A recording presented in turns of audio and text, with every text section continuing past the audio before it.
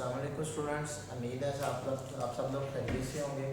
आज हम अपने चैप्टर नंबर 9 के थ्योरम को सॉल्व करने जा रहे हैं जी। तो सबसे पहले तो हम थ्योरम नंबर 1 जो है उसकी स्टेटमेंट को देखेंगे। ये स्मार्ट सिलेबस में शामिल नहीं है, तो जस्ट हम इसकी स्टेटमेंट को एज एन एमसीक्यू स्ट्रीट कर लेते हैं। कहता है जी, one and only one circle can pass through 3 non linear points. कहता है सिर्फ और सिर्फ एक सर्कल गुजर सकता है 3 नॉन लीनियर पॉइंट्स हैं। नॉन लीनियर पॉइंट्स ऐसे होते हैं जो एक लाइन पर मुश्तमिल ना हो। मतलब अगर ये 3 पॉइंट्स एक लाइन पे होंगे तो इनको हम कहेंगे कोलिनियर पॉइंट्स। लेकिन अगर ये एक लाइन पर नहीं है, लाइक दिस शेप में, इसको ज्वाइन करने के लिए दो डिफरेंट लाइनों की जरूरत पड़े तो ये नॉन लीनियर पॉइंट्स हो जाते हैं। ठीक है, कोलिनियर पॉइंट्स होते हैं जिनको ज्वाइन करने के लिए जस्ट एक लाइन की जरूरत पड़े, लाइक दिस। ये तीनों एक ही लाइन से ज्वाइन हो जाते हैं, तो ये कोलिनियर पॉइंट्स हैं।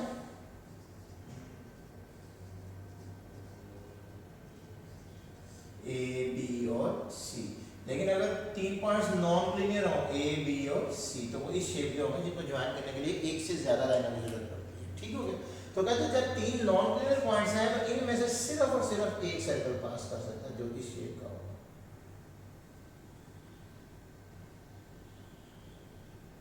एक से ज्यादा सर्कल इनमें से एट अ टाइम पास नहीं कर सकते। क्यों? अगर आप ट्राई भी करते हैं एक और सर्कल पास करने की, तो वो सर्कल 2 पॉइंट से तो गुजर जाएगा, तीसरे से नहीं गुजरा। ठीक है, तो 3 नॉन लीनियर पॉइंट से सिर्फ मैक्सिमम 1 सर्कल पास कर सकता है। ठीक हो गया। ये बिलो वाले सर्कल को मैंने इसीलिए रेज कर दिया कि ये फिर उस स्टेटमेंट को पूरा नहीं कर रहा था। तो होप सो इसका कांसेप्ट आपके जहन में आ गया है कि 3 नॉन लीनियर पॉइंट से सिर्फ और सिर्फ एक सर्कल पास कर सकता है। अब हम अपने चलते हैं थ्योरम नंबर 2 की तरफ। थ्योरम नंबर 2 जो है ये वेरी वेरी वेरी इंपॉर्टेंट है पेपर पॉइंट ऑफ व्यू से भी, और अब तो उसने स्मार्ट सिलेबस में भी इसको शामिल कर दिया, तो हमें इसको सॉल्व भी करना पड़ेगा। कहता है अ स्ट्रेट लाइन, हमें एक स्ट्रेट लाइन की जरूरत पड़ेगी ड्रॉन जो बनाई जाती है from centre of a circle, circle के सेंटर से कहां तक, टू बाइसेक्ट अ कोड, एक कोड को बाइसेक्ट करते हुए जाती है। ठीक हो गया। और वो कोड जो है वो डायमीटर नहीं होनी चाहिए। देखा, डायमीटर की सूरत में तो हमारे पास सेक्टर और सेगमेंट सेम हो जाते हैं ना, तो इसलिए उसने हमें स्पेसिफाई कर दिया कि वो डायमीटर नहीं होनी चाहिए। तो चलिए हम इसकी गिवन स्टेटमेंट्स लिखते हैं। अच्छा, इज आर से पहले जो स्टेटमेंट होती है वो गिवन होती है, इज आर के बाद जो स्टेटमेंट होती है वो हमें प्रूव करनी होती है, एक बात। दूसरा, इफ के साथ जो स्टेटमेंट होती है वो गिवन होती है, और इफ के अलावा जो स्टेटमेंट होती है वो हमें प्रूव करनी होती है। ठीक हो गया। तो इससे पहले जिसको मैंने रेड लाइन दी है ये सारी हमारी गिवन स्टेटमेंट्स हैं। तो गिवन स्टेटमेंट्स हम देखते हैं। अब गिवन हमारे पास कौन कौन है, हमें इन सब में, ये मैंने कुछ लफ्ज अंडरलाइन किया, एक स्ट्रेट लाइन क्या हुआ है, एक सेंटर लफ्ज अंडरलाइन हुआ है, सर्कल अंडरलाइन हुआ है, बाइसेक्ट अंडरलाइन हुआ है, कोड अंडरलाइन हुआ है। इन सब अल्फाज में से मुझे सबसे पहले किस चीज की जरूरत है? क्या मुझे स्ट्रेट लाइन की जरूरत है, या सेंटर की जरूरत है, या सर्कल की जरूरत है, या कोड की जरूरत है, या बाइसेक्ट करने की जरूरत है? तो भाई सबसे पहले सर्कल की जरूरत है। सर्कल होगा तो सेंटर भी बनेगा, सर्कल होगा तो कोड भी बनेगी, सर्कल होगा तो हम एक लाइन भी ड्रॉ करेंगे, सर्कल होगा तो हम उसकी बाइसेक्शन भी करेंगे। तो एक सर्कल का होना सबसे ज्यादा जरूरी है। तो हम साथ साथ पिक्चर बनाते जाएंगे, साथ साथ उसकी गिवन स्टेटमेंट्स को लिखते चले जाएंगे। A circle with centre O, नाम जो मर्जी रख लें, और a circle with centre O and AB is chord of circle। और एक भी यहाँ पर हमने एक कोड बना ली विच इज AB, उसका नाम रख लिया।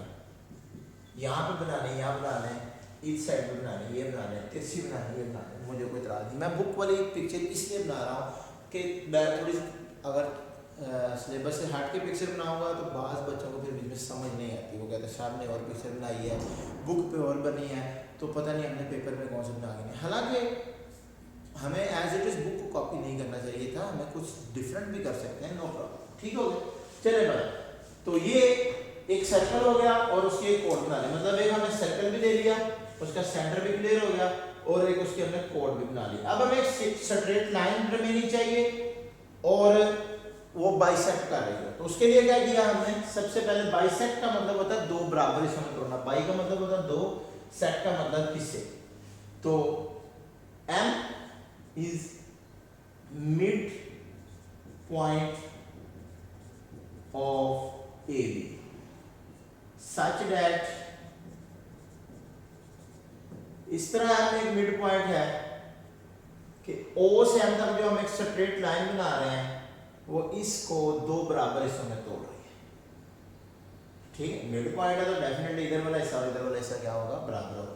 तो ये अब हमने स्ट्रेट लाइन भी बना ली जो कि OM है, सच दैट कि OM वो हमारी स्ट्रेट लाइन है जो बाइसेक्ट कर रही है AB। ठीक होगी बात, AB हमारी कोड है। और ये हमने देख लिया कि कोड डायमीटर नहीं है हमारे अंदर, डायमीटर के अलावा कोई कोड नहीं है। तो जितने मैंने रेड कलर किए थे उन सब के जो स्टेटमेंट्स इंपॉर्टेंट चीज़ें थी वो मैंने आपको गिवन में ड्रा करके दिखा दी, उनको साथ साथ इंग्लिश में भी लिख दिया। अब हमें प्रूफ क्या करना है,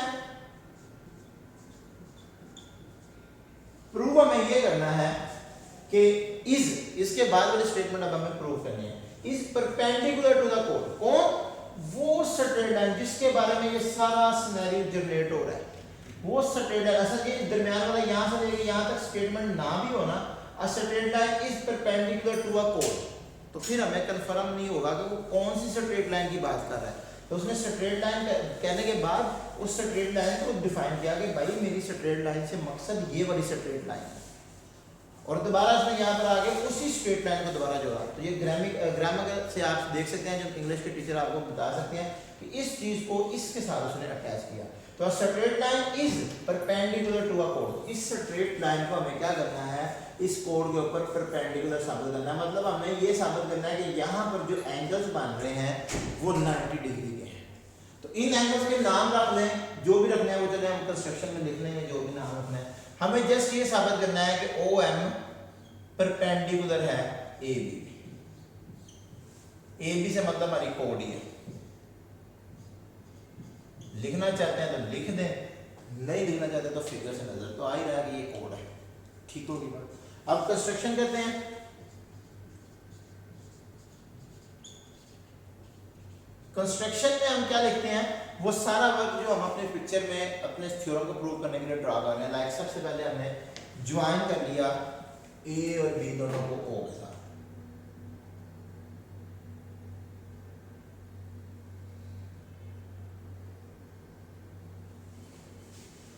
तो join A and B with center O such that OA और OB आपस में बराबर भी हैं, क्योंकि ये दोनों रेडियस बन गए हैं। R radial segment of same segment. ये बात आप यहाँ पे लिखना चाहते हैं तो लिख दें, नो प्रॉब्लम। अगर आपने आगे आगे स्टेटमेंट में लिखने हैं फिर भी कोई मसला नहीं। को A और B से ज्वाइन कर दिया, ठीक हो गया। Also mark major angle 1 and major angle 2, और यहाँ पर ये जो एंगल्स हैं इनको नंबर 1 और नंबर 2 रख दें। आप नाम रख दें ना, A और B नाम रख दें, 1 2 रख दें, अल्फा बीटा रख दें, जो मर्जी रख दें, नो प्रॉब्लम। ले अब हम स्टेटमेंट और रीजंस देने जा रहे हैं। स्टेटमेंट और रीजंस किसी थ्योरम की सबसे इंपॉर्टेंट चीज होती है।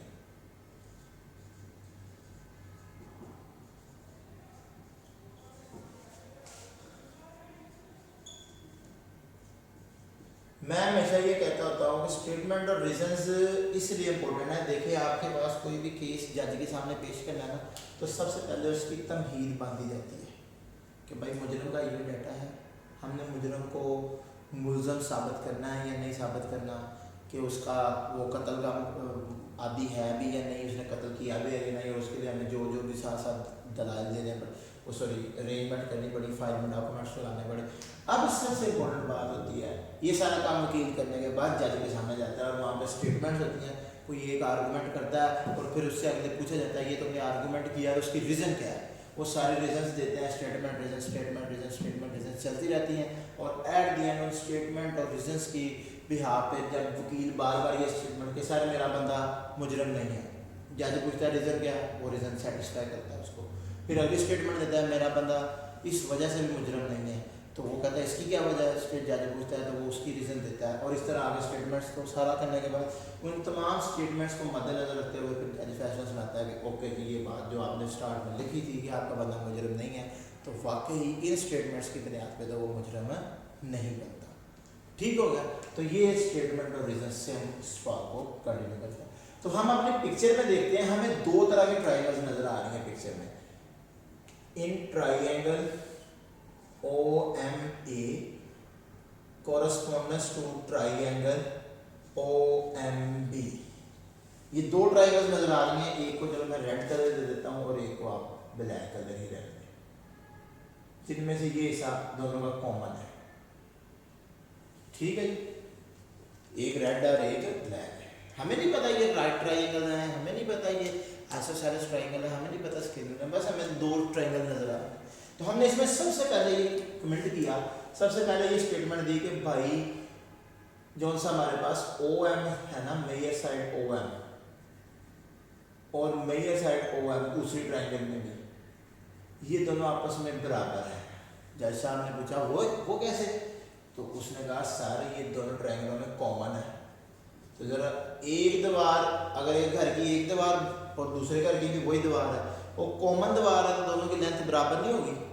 एक कमरे और दूसरे कमरे की दीवार कॉमन हो तो दोनों साइडों से उसकी लेंथ फिर क्या होगी, बराबर होगी। अच्छा, फिर वकील ने कहा सर एक और बात भी है मेरे पास, वो बात ये है कि O से A डिस्टेंस और O से B डिस्टेंस की अगर आप लंबाई मालूम करें, मैयर का मतलब लंबाई मालूम करें, तो वो भी बराबर है। जज साहब ने कहा वो कैसे बराबर है जी, बताएं। तो उसने कहा सर ये चूंकि एक सर्कल है, आप ऊपर बता के आए हैं कि ये सर्कल है, यहाँ पे लिखा हुआ है सर्कल, ठीक है, ये उसका सेंटर है और ये सेंटर को किसी पॉइंट से ज्वाइन कर रहा है, तो that is a radial segment. ये भी सर्कल को किसी सेंटर को किसी पॉइंट से ज्वाइन कर रहा है, that is a radial segment. और हमें पता है कि एक सर्कल के जितने मर्जी रेडियल सेगमेंट हो सारे बराबर होते हैं। तो ये हमने उसको रीज़न दे दी कि भाई ये बात हमें यहाँ से भी पता चल रही है कि OA बराबर है OB के, क्योंकि आपने रेडियल सेगमेंट उसको बराबर दिया हुआ। तो ये आपको कंस्ट्रक्शन से भी वाज़ह हो जाती है बात। ठीक होगी बात। फिर हमसे वो जज कहता है जी आप अगली बात क्या, आपके और कौन से रीजन हैं, तो वो कहता है जी हमने ये चीज़ भी देखी है कि हमारे पास AM और BM भी बराबर हैं। AM और BM कैसे बराबर हो गए जी, मेजर ऑफ, कहता है जी AM साइड और measure of BM, measure of BM side, ये भी कहता है जी आपस में बराबर है। तो जैसा बोलते हैं ये कैसे बराबर है जी, वो कहता है सर आपने गिवन में कहा था कि M मिड पॉइंट है, तो जब M मिड पॉइंट है तो मिड पॉइंट की डेफिनेशन कहती है कि फिर उसका दोनों पॉइंट से फासला बराबर होता है। तो ये गिवन में आपने बात की थी, आपने हमें ये मुल्ज़म ने भी बताया हुआ है कि ये हमारा M मिड पॉइंट है, तो फिर इसका मतलब ये दोनों साइडें क्या है, आपस में बराबर है। अब जब तीन दलाइल हो गए, तो हमने 9th क्लास में थ्योरम्स पढ़े थे, कानून बनाए थे। थ्योरम एक किस्म का कानून ही है कि भाई अगर दो ट्राइंगलों की कोई तीन चीज़ें बराबर कर दो तो वो ट्राइंगलें कन्वर्ट हो जाती हैं। तो उसने कहा जी अच्छा तीन बातें आपने मेरी मान ली, उस वकील ने कहा जी आपने तीन बातें मेरी मान ली, जज ने कहा जी मान ली इन रीजन के तब। तो वकील कहता फिर सर ट्राइंगल जैसे OMA है ना, वो कंग्रेंट है ट्राइंगल OMB, ठीक है, और उसकी रीजन यह है कि side side side postulate,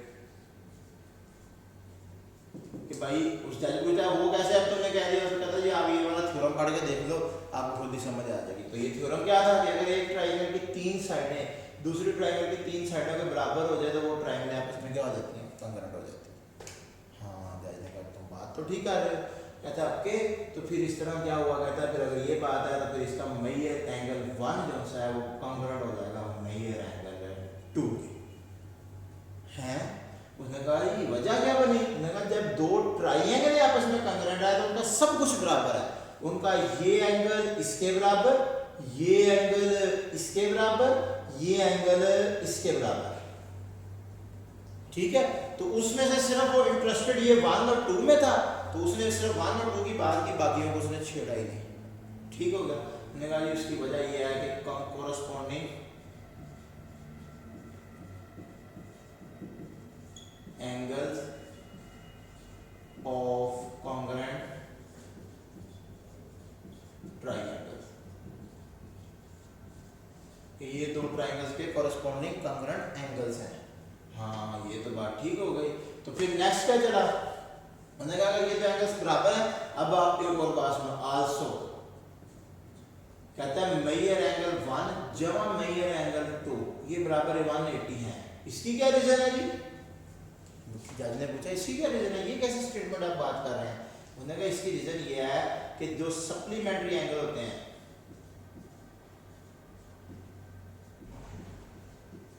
angles, अब आपको पता ना जी सप्लीमेंट्री एंगल्स क्या होते हैं, तो मैंने ये बात शायद आपको ऑलरेडी भी बताई हुई है। सप्लीमेंट्री एंगल्स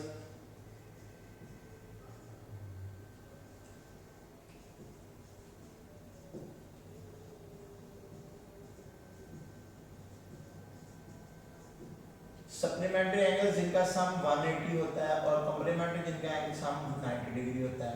तो अब एक मैं आपको ज्योमेट्री की बात बताता हूँ, चलो थ्योरम से मैं साइड पे इसलिए बता रहा हूँ, ये इस साइड पे बात है। ये कोई एक लाइन है ना, या लाइन सेगमेंट है, या लाइन है, या व्हाटएवर, और इसको कोई एक और लाइन काट रही है, मुझे नहीं पता वो दरमियान से काट रही है कहीं और से काट रही है। एक लाइन के ऊपर ये एंगल और ये एंगल हमेशा 180 बनाएंगे, इन सब का सम 180 होगा, क्योंकि एक लाइन टोटल एंगल 180 बनाती है, ठीक है ना। ये देखिए उसमें बात करें सर्कल के सिस्टम में, तो ये सर्कल का सेंटर ये चीज़ और ये चीज़, इट इज़ टोटल 180। एक स्ट्रेट लाइन 180 एंगल बनाती है, हॉरिजॉन्टल स्ट्रेट लाइन।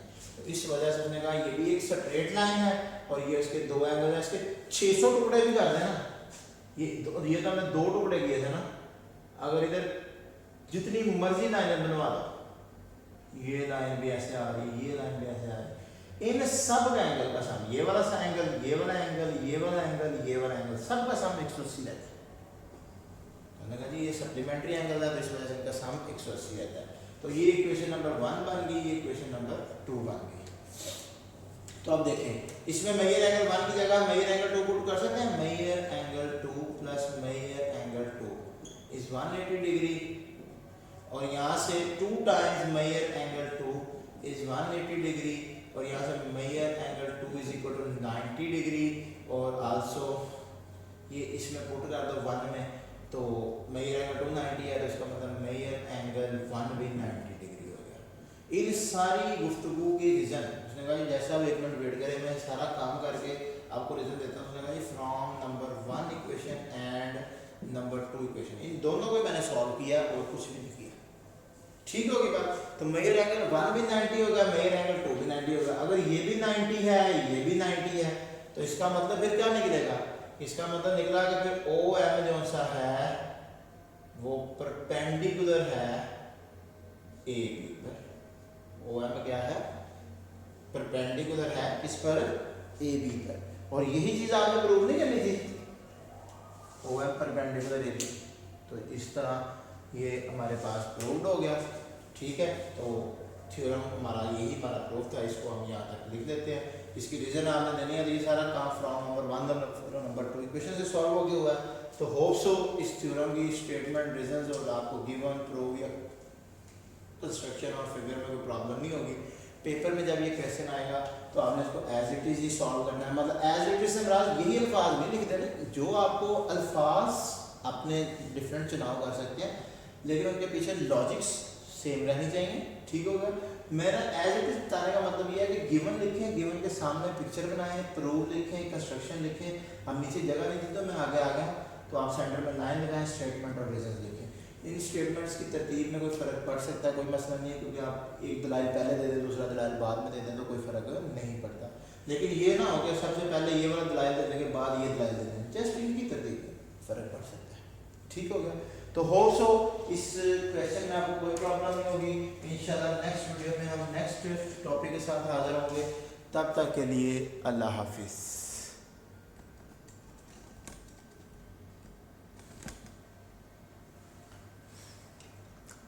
ये चूँकि कैमरे की सेटिंग थोड़ी सी रह गई थी